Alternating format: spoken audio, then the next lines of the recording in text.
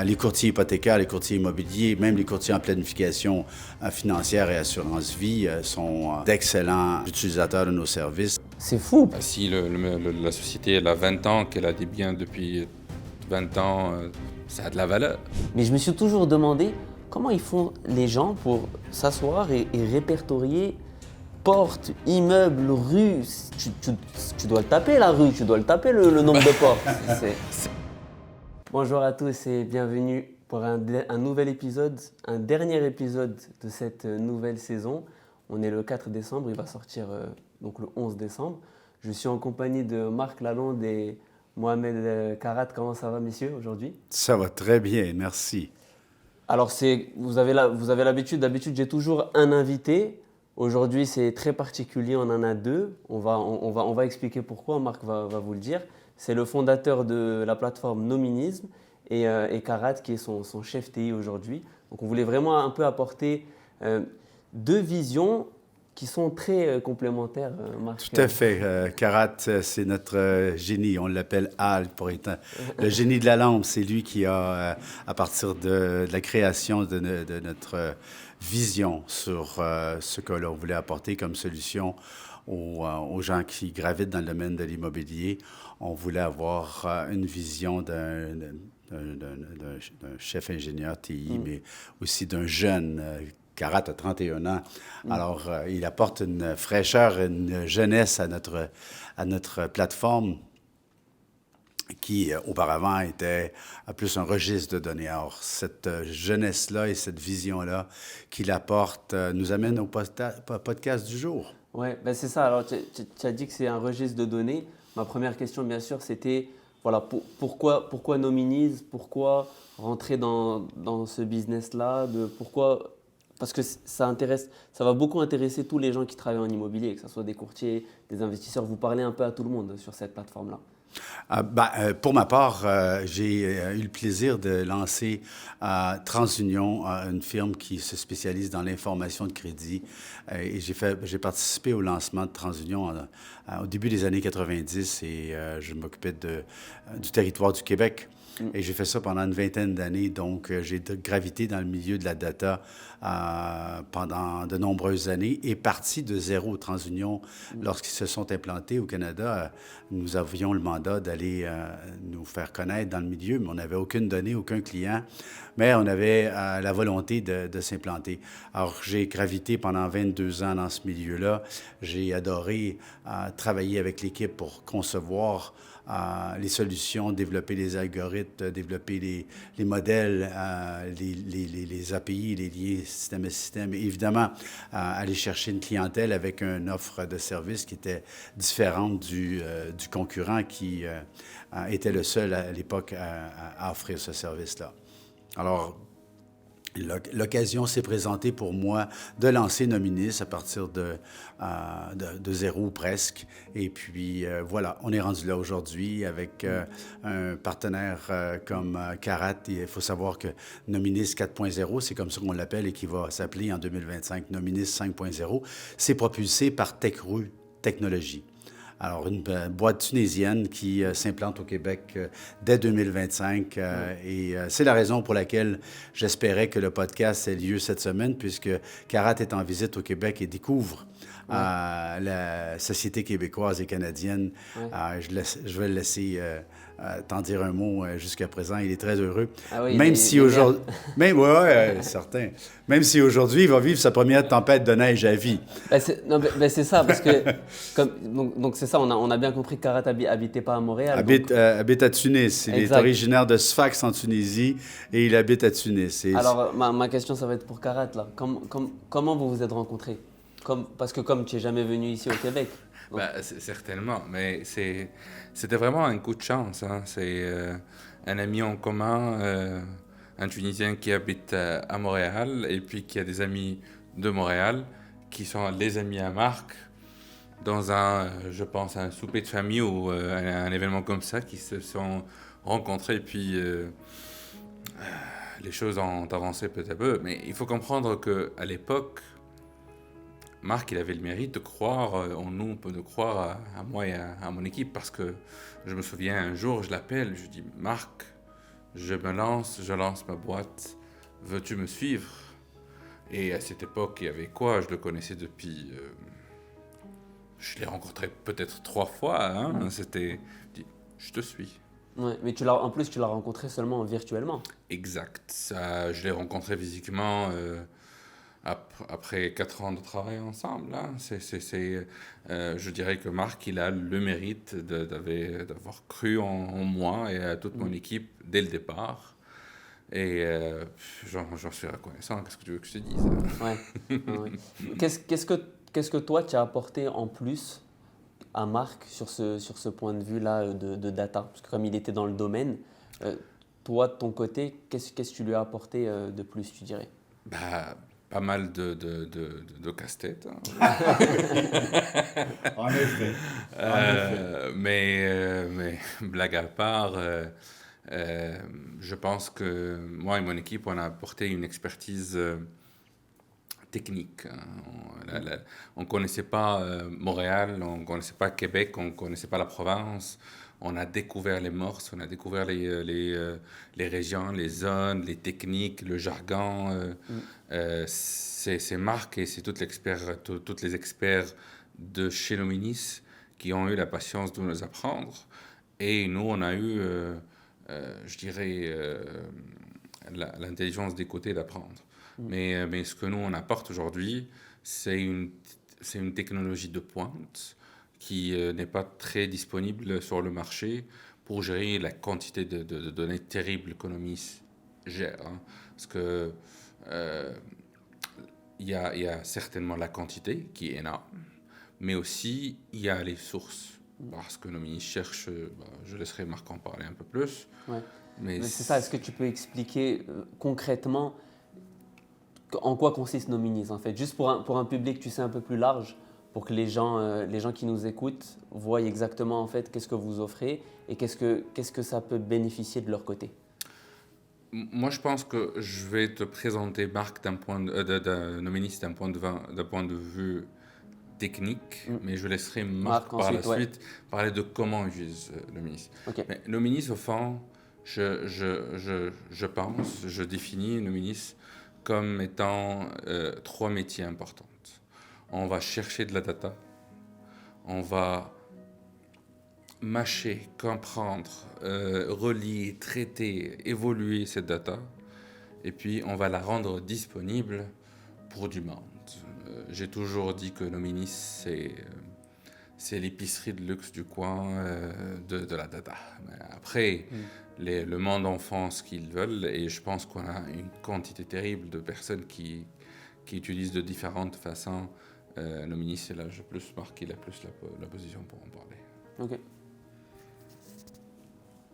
Pas mal pour un Tunisien quand même, qui en est à ses premiers jours au Québec. Hein? Ouais. Ah oui, Karat travaille avec moi depuis 6 ans déjà.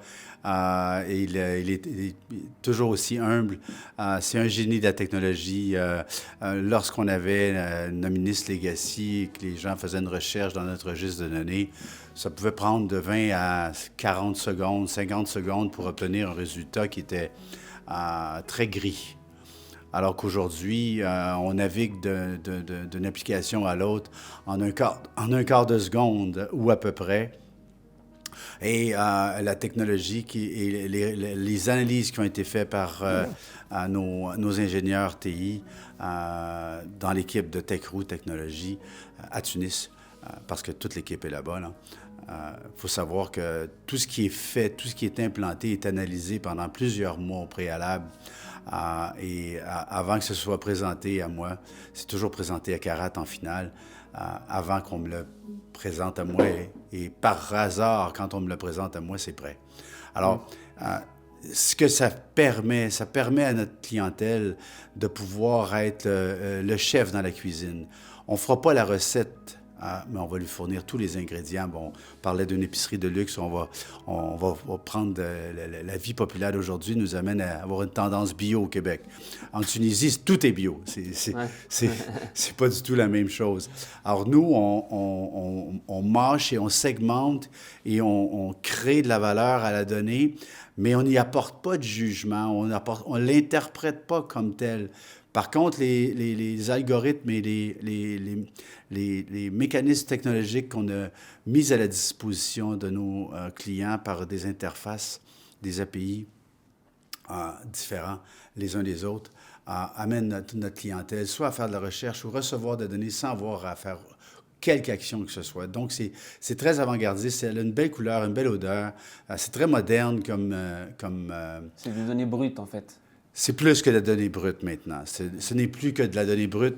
Ça demeure de la donnée qui va servir à notre client, que ce soit un courtier immobilier, un investisseur, un prêteur, quel que soit le client. On a des clients, des avocats, on a une clientèle très, très variée. C'est un peu le défi que l'on a dans notre commercialisation, dont on parlera un peu plus tard. Oui, c'est ça, j'allais te poser la question ensuite. C'est ça. Et évidemment, il faut permettre à notre client de trouver ce qu'il veut parmi les nombreuses fonctionnalités disponibles et les nombreux filtres aussi accessibles pour vraiment permettre à l'utilisateur, à celui qui veut faire sa propre recette à partir des données qui sont disponibles, de pouvoir extraire, je me plais souvent à dire que moi, je vais extraire un bouquet de fleurs roses dans un champ où il n'y en a pas. Ouais. Alors, ils sont où? Comment on fait pour les trouver? Non, et à partir de là, le chef va faire sa recette. Mais c'est ça, parce que bon, pour que les gens ne le savent pas, mais on a discuté longuement avant l'interview. Tout à fait, oui. On a eu plusieurs rencontres, moi et toi, et tu m'as un peu montré la plateforme. Et c'est ce que tu disais, c'est tellement vaste, il y a tellement de choses que en fait, tu es obligé de répertorier tout ça, comme tu as dit, par filtre. Donc peut-être on va en parler aussi un peu. On peut répertorier par filtre pour trouver plus précisément ce que l'on veut. Oui, c'est ça que je voulais te dire. Mais on va créer cette valeur-là pour toi et on va te pousser la donnée en fonction des paramètres que tu recherches. Donc, l'entrepreneur qui est dans le domaine de la construction ne recevra pas nécessairement les mêmes renseignements que l'Union des producteurs agricoles du Québec, par exemple. Mais dans les deux cas, ils veulent voir de la donnée sur le monde de l'immobilier, le monde de la finance, le monde du légal, le monde corporatif. Donc, il y a plus de 250 millions de points de données dans notre base de données, dans une structure graphe. Et peu importe la manipulation, peu importe les actions prises par ou pour l'utilisateur, le client de ministre, peu importe qu'elles soient prises directement par notre technologie ou par l'entremise du client lui-même, parce que les deux fonctions sont en constante... sont constamment sollicités. Le challenge, le vrai défi demeure d'envoyer à notre client l'information, tu disais brute. Bon, oui, jusqu'à un certain point, c'est de l'information brute. Quand je veux te dire, oui, c'est ça, excuse-moi, mais quand je veux te dire brute, je veux dire que l'information, elle est là, mais ensuite, vous la travaillez. Tu vois ce que je veux dire? Ça veut dire qu'elle est complète. C'est ça que je veux dire par brute. Tout à fait. Ensuite, vous, bien sûr, vous travaillez dessus, mais comme par exemple les emails que tu m'envoies, quand je cherche l'information, j'ai tout ce que j'ai besoin, j'y ai accès. Ensuite, c'est à moi de trier pour ce que je veux mettre de l'avant. C'est ça que je voulais te dire. C'est une très belle façon de résumer. Je vois que tu apprends vite. On essaye. C'est une très belle façon de résumer ce que l'on fait, effectivement. Le client, après ça, fait sa recette à partir de là et puis arrive à créer sa valeur, ses opportunités. Nominis, c'est un créateur de données pour aider. En fait, c'est un générateur d'informations pour permettre à notre clientèle de créer du contenu, de s'exposer au marché, d'améliorer son réseautage, de façon à ce que lorsque son client aura à faire une transaction immobilière, quel que soit son rôle dans la chaîne d'alimentation d'immobilier, ben, il va penser à moi avant de penser à un autre parce que je l'aurai nourri continuellement et il aura de l'information de valeur. Sans nécessairement savoir qu'elles viennent de Nominis. On aime bien quand on est cité, évidemment, là, mais c'est pas toujours le cas. Alors, au niveau de ta clientèle, est-ce qu'on peut parler de, disons, une personne qui a un job normal de 9 à 5, qui cherchent à acheter une première propriété. Tout à fait. Ce genre de personnes-là peuvent utiliser tes services. Bien sûr. À quel coût? Et ce n'est pas seulement nécessairement des investisseurs ou des courtiers immobiliers. Ben non, on a plusieurs clients, on a plusieurs genres de clientèle, évidemment. Les courtiers hypothécaires, les courtiers immobiliers, même les courtiers en planification financière et assurance vie sont d'excellents utilisateurs de nos services. Évidemment, ça demeure un marché traditionnel, mais bon, les investisseurs aussi. Et en investissement, ben, monsieur, madame, tout le monde qui veut justement débuter son parc immobilier, débuter ses investissements immobiliers, vont pouvoir avoir accès à des renseignements, à des types à des niveaux de services propres à leur réalité, dans leur région, pour le territoire qui les intéresse, de façon très ciblée, très segmentée, pour des coûts aussi bas que 35 $ par mois. Ça peut aller jusqu'à 80-90 $ par mois. Évidemment, ça peut aller plus haut que ça. Ça dépend de la donnée que tu cherches. Si on parle d'une institution financière, puis je ne ferai pas la promotion de mes clients aujourd'hui, je ne pense pas que ce soit l'objet de notre rencontre, là, mais la facture annuelle change radicalement, mais le nombre d'usagers aussi et la consommation est différente. Alors, on s'adapte autant aux petits investisseurs qui débutent qu'à l'intervenant présent et actif, qu'aux très gros joueurs dans le marché, même au niveau des sociétés de réglementation, des organisations de réglementation et gouvernement. Qu'est-ce qu'une personne lambda va aller chercher sur ta plateforme? Disons, tu sais, juste comme on a dit, quelqu'un qui cherche à acheter, par exemple, sa première propriété, pourquoi elle a besoin d'aller sur ta plateforme? Pour potentiellement aller voir combien son voisin... Elle n'aura pas besoin vendu? d'aller voir ma plateforme.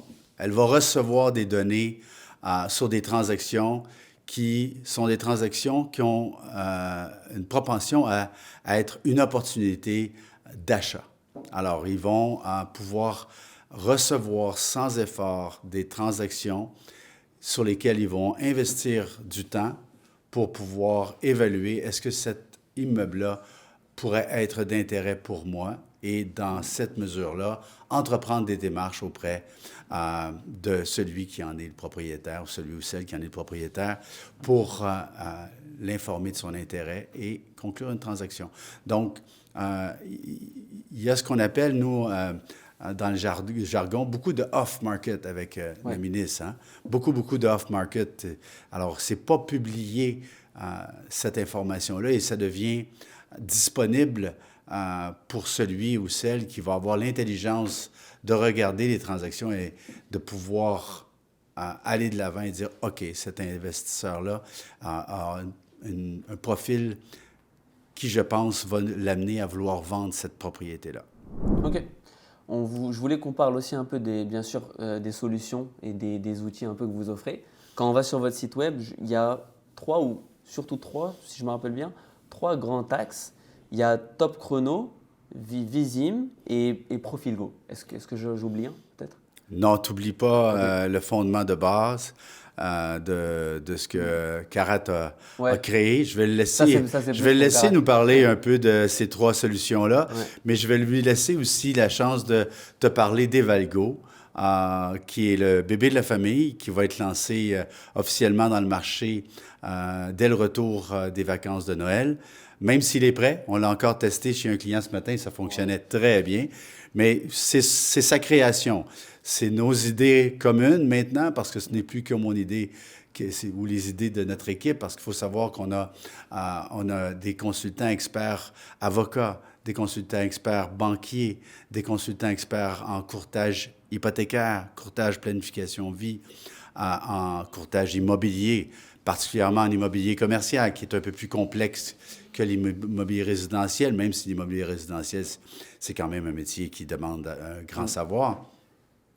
Et évidemment, on a des experts en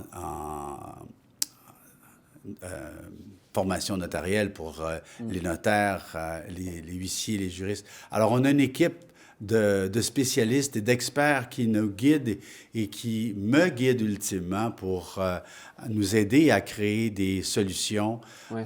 toujours les plus vivantes les unes que les autres. Et c'est grâce au génie de Karat et de l'équipe de TechRoo Technologique Karat, que nous...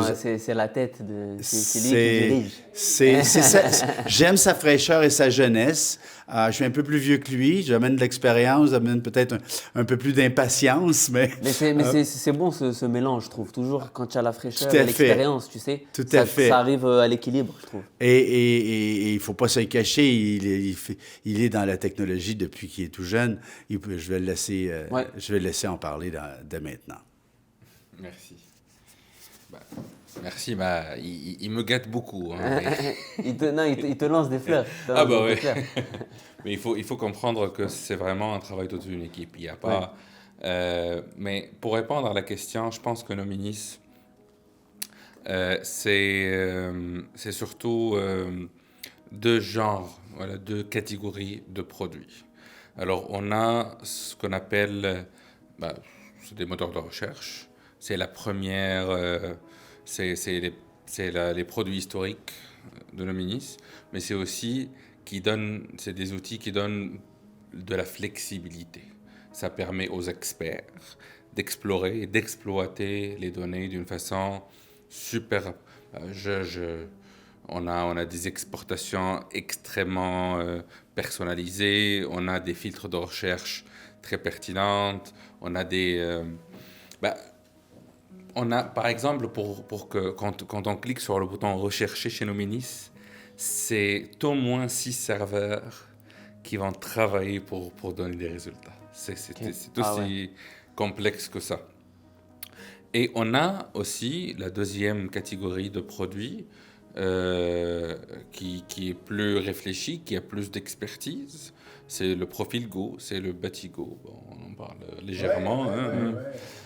C'est des rapports d'expertise, c'est des rapports qui valorisent les données, qui mâchent et qui créent Par exemple, avec Profil Go, on peut avoir le nombre de transactions d'une entreprise, la moyenne, le type, la tendance des graphes des différentes années, des charts by, des différents types et des positions des joueurs, des circonscriptions, etc.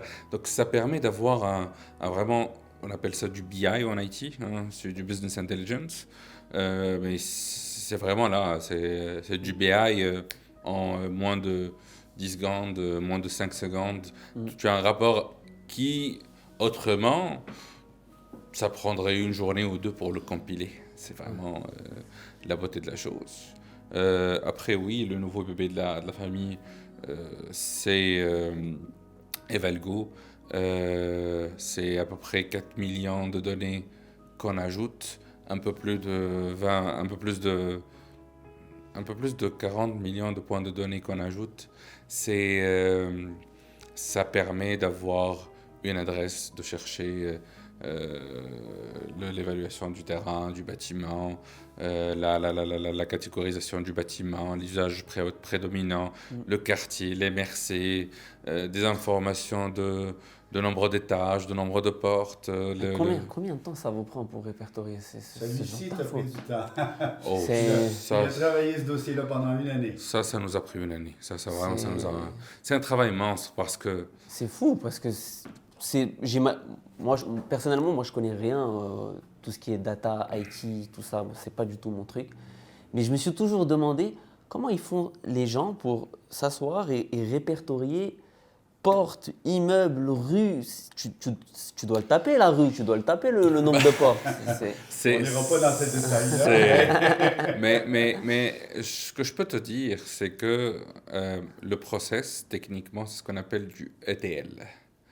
Et c'est un travail assez énorme. Par exemple, Evalgo, ça a pris entre développeurs, techniciens, agents, experts et conseillers, une quinzaine de personnes pendant une année pour prendre ça.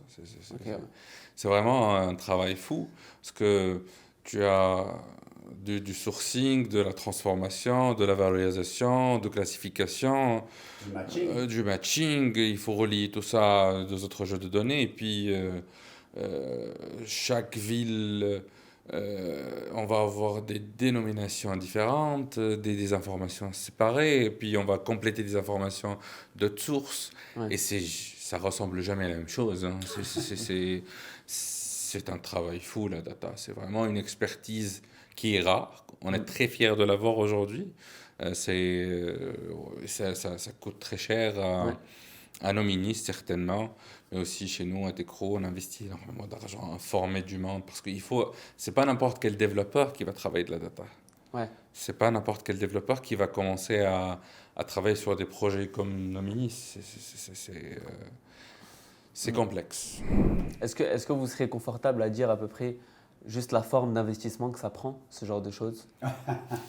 Juste, tu sais, une grandeur, je sais pas. Juste au niveau technologique, on parle d'un investissement qui est dans les 7 chiffres.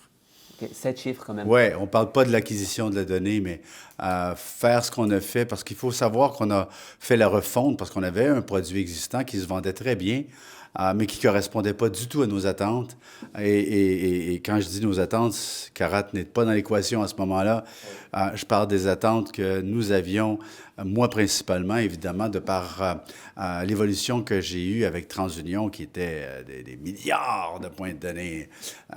C'était énorme et j'ai eu tellement de plaisir à apprendre avec TransUnion, à créer et convaincre aussi des entreprises de grande envergure de laisser tomber leurs fournisseurs existants pour se joindre à TransUnion. C'est un peu comme à l'époque où il n'y avait que Bell Téléphone.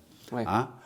Vous êtes toutes les deux trop jeunes pour vous souvenir de cette époque-là, mais il fut un temps où l'appareil était fixe sur un mur.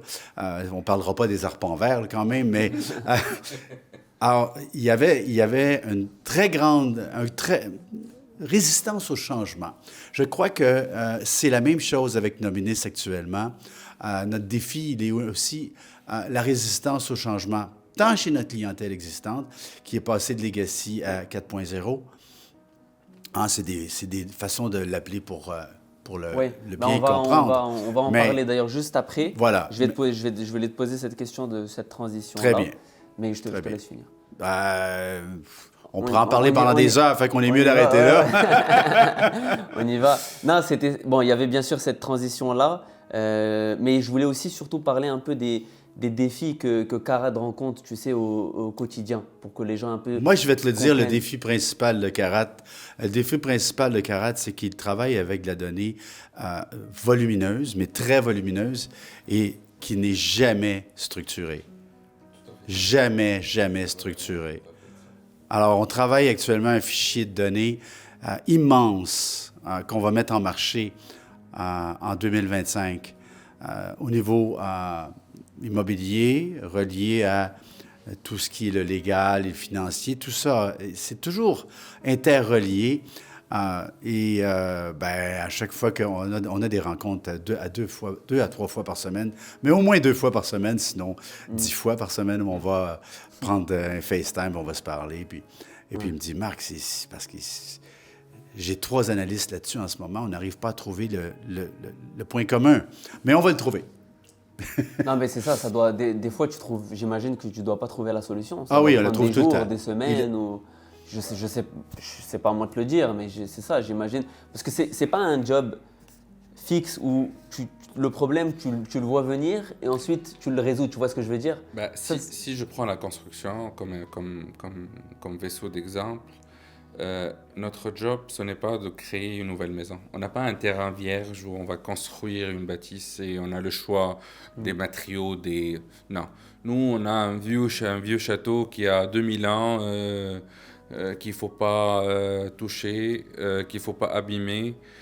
Ça ne veut pas dire que c'est ancien, mais je vous dis la complexité de la chose. On ne choisit pas le terrain où Et il faut comprendre que on a beaucoup de data historique. Chez le ministre, la plus ancienne transaction, je te dirais, c'était dans les années 60 ou 70. On n'en a pas beaucoup. On commence à avoir du sérieux à partir de 2003-2004. Et on est du 100% à partir de 2011. Non, 2004. 2004. Ah non, 2011. 2011. Excuse-moi. Ouais, 2011. Mais on en a beaucoup à partir de 2003-2004. Hein. Ok. Entre-temps, il y a eu beaucoup de générations d'humains. C'est ça. Mais est-ce que c'est encore, pour les gens qui investissent maintenant ou les gens qui cherchent ce genre de données en 2024-2025, est-ce que les transactions de 2003-2004 sont encore pertinentes pour eux? Oui, parce que quand on investit, il faut qu'on regarde l'historique pour voir les tendances et comprendre où on va. Montréal, Québec, la province, c'est une nation qui a 400-500 ans d'existence et c'est pas déconnecté. Hein. Chez nous, en Afrique du Nord, en Tunisie, en Italie, en France, il y a eu, en France, on parle de 5 républiques parce qu'à chaque époque, c'est vrai que c'est des pays très anciens, hein, mais à chaque fois, il y a eu des breaks. Alors que dans la nation de Québec, je pense au Canada généralement, mais je parle de où je suis, l'historique a beaucoup d'importance parce que c'est vraiment une belle continuation. Donc je pense que oui, pour aller au-devant, il faut bien ça. Si on investit aujourd'hui, si on prospecte, imagine qu'on utilise Nominis pour gérer le risque. Si la société elle a 20 ans, qu'elle a des biens depuis 20 ans, ça a de la valeur. Ouais. Si je fais de la prospection pour voir est-ce que je prospecte cette entreprise ou pas, si je fais confiance à cette entreprise ou pas. Si je veux investir dans un quartier, je veux voir un peu les tendances où on va. Est-ce que ça a été un quartier, je sais pas, mais je pense que oui. Et encore, moi je ne suis pas un expert de ces données-là. Donc, c'est pas ma place de vous dire quoi en faire. Mais je pense que oui, c'est super important. Ok, on passe. En ce moment, vous êtes sur Nominis 4.0. On en est Nominis. rendu à Nominis 4.7 et on lance Nominis 5.0 au cours du premier trimestre 2025. Pour terminer sur l'historique de données et la valeur de l'historique de données, on a un analyste statisticien qui crée des tendances de marché sur une base trimestrielle. On va publier dès le début, la première semaine de janvier, les tendances de marché qu'on a fait pour 2023-2024. Et on offre aussi à nos clients prêteurs, le monde de la finance, du financement hypothécaire, maintenant de pouvoir voir leur positionnement dans le marché. Bien, ça, on le compare aussi avec les années antérieures, mais comme le disait Karat, l'historique de données permet à notre client de voir quel est le portefeuille, quels sont les actifs, quelles sont les activités de financement. Et aussi, dans l'autre ordre d'idée, est-ce que cet entrepreneur-là est obligé de prendre des démarches judiciaires via des recours immobiliers pour réussir à se faire payer ultimement? Il y a la notion d'argent qu'il faut ne pas négliger. Ouais. Cette transition-là que vous allez faire en ce début d'année prochaine à 5.0, c'est quoi les changements qu'en fait quelles sont en fait les innovations que vous apportez en fait? Alors, 2025, on passe à Nominis 5.0. Dans cette phase de changement-là, dans ces phases de changement-là, dis-je, nous allons intégrer un protocole d'embarquement automatique pour que monsieur, madame, tout le monde, que nos clients qui ne veulent pas nécessairement avoir à discuter avec une autre personne, un autre être humain, puissent regarder un tutoriel, choisir leur forfait. Ils vont le créer pratiquement eux-mêmes, leur forfait, et ils vont pouvoir avoir accès à des forfaits essentiels ou plus sophistiqués. Les forfaits trop complexes, on va continuer à leur suggérer de parler avec un spécialiste pour pouvoir s'y abonner. Alors, ce premier changement-là est un changement critique pour nous puisqu'on passe à la phase de commercialisation. Dans les 5 dernières années, nous avons systématiquement refusé de commercialiser notre produit jusqu'à ce qu'il soit rendu là où on avait la vision de l'amener et là, il y est. Alors, nous avons enfin achevé la refonte technologique de Nominis et Visim, Top Chrono et Profilgo sont maintenant des produits robustes est disponible et on est prêt à accueillir le plus de clients possible, évidemment. Ouais. Alors, pour pouvoir faire ça sans créer un monstre de groupe de travail, ben, on continue à aller vers la technologie, un embarquement automatisé, une facilité pour l'usager de dire, ben tiens, je prends un abonnement de 3 ou de 6 mois et puis payer avec sa carte de crédit, payer facturé mensuellement ou annuellement selon ses préférences et selon les avantages que ça lui procurera. Donc, c'est le premier gros changement qui va voir le jour en 2025. On espère que ce changement-là sera effectué avant la fin du premier trimestre de 2025 ou vers la fin du premier trimestre 2025. C'est le premier gros changement. Le deuxième gros changement, ben, c'est Batigo. Et Batigo, c'est une fiche bâtiment très complète qui va être très utile pour le courtage immobilier commercial et aussi pour les évaluateurs agréés, bien que nous ayons déjà plusieurs clients de ce secteur d'activité-là. On entend ce qu'ils nous disent et ce qu'ils souhaitent obtenir et on a la capacité de faire ça. Il faut savoir qu'il n'y a pas que de la technologie avec Nominis. Il y a aussi une équipe d'enquêteurs, de techniciens à la saisie qui ont développé des compétences à lire des documents légaux, à lire des informations sur des structures de bâtiments. Je ne prétends pas qu'on a des avocats, des évaluateurs et des notaires chez nous, là, ça va de soi.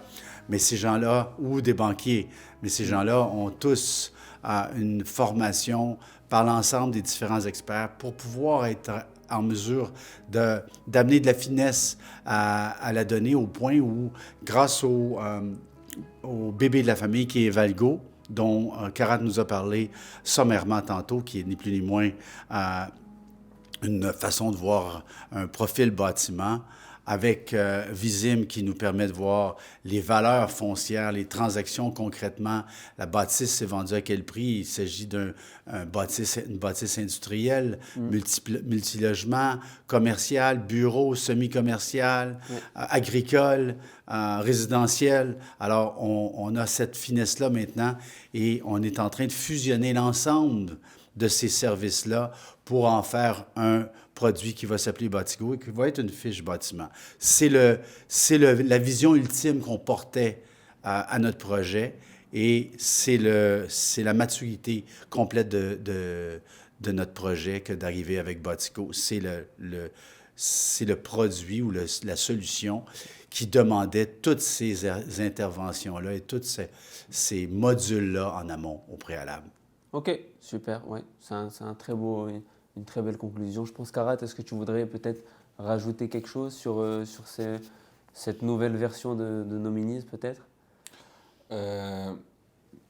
Pas beaucoup, mais je dirais que je suis particulièrement fier de la transparence qu'on apporte avec cette version. Parce qu'on serait quasiment les seuls sur le marché chez qui tu peux aller sur le site web, choisir ton forfait, payer ton forfait, créer ton compte en 5 minutes et pas sûr. Oui, parce que d'habitude, on doit communiquer avec quelqu'un de l'entreprise, prendre en relation, ça peut prendre quelques temps. Oui. Ensuite, on a rendez-vous, parce que c'est comme ça que j'avais fait avec Marc. Ensuite, j'ai eu rendez-vous avec lui. C'est le standard, ça se fait comme ça. Bah, je te dirais que je suis particulièrement fier de la transparence qu'on amène avec la 5.0. On sera quasiment les seuls sur le marché à avoir une offre transparente et puis de pouvoir aussi choisir son forfait, payer avec sa carte et avoir son compte en 5 minutes. Après, tu peux gérer tes usagers, ajouter, supprimer, c'est vraiment automatique. L'idée, c'est de faciliter l'accès et de donner au maximum la flexibilité du monde. Merci beaucoup, messieurs. Merci d'avoir accepté mon invitation pour le podcast. Je pense qu'on est passé à travers de pas mal de choses, à moins que, Marc, tu voudrais peut-être rajouter quelque chose. Ben, merci à notre clientèle existante de nous supporter et bienvenue à tous les curieux qui veulent profiter d'un outil de navigation, d'un syndicateur de données. On cherche les chefs cuisiniers qui veulent utiliser nos aliments pour faire des recettes et avoir du succès. comme nos ministres en a déjà. Il semble qu'on ait le vent dans les voiles en ce moment parce qu'on le ressent par le nombre d'entrepreneurs qui communiquent avec nous. Mais bon, un clin d'œil en même temps. On n'a pas que des gens qui veulent acheter nos services. Il y a de plus en plus d'entreprises qui veulent acheter nos ministres, carrément. Ah oui? Oui. Bon, c'est toujours une bonne chose. C'est toujours une Merci bonne de chose. nous avoir accueillis. Merci à vous, merci messieurs. Merci à tout le monde qui vont voir le podcast. C'était le dernier épisode de cette année, 2024. Vous êtes de plus en plus nombreux à nous suivre sur Google Podcast, Spotify, Apple Podcast. On est présent bien sûr sur YouTube. Je vous dis bonne année à tous et à bientôt.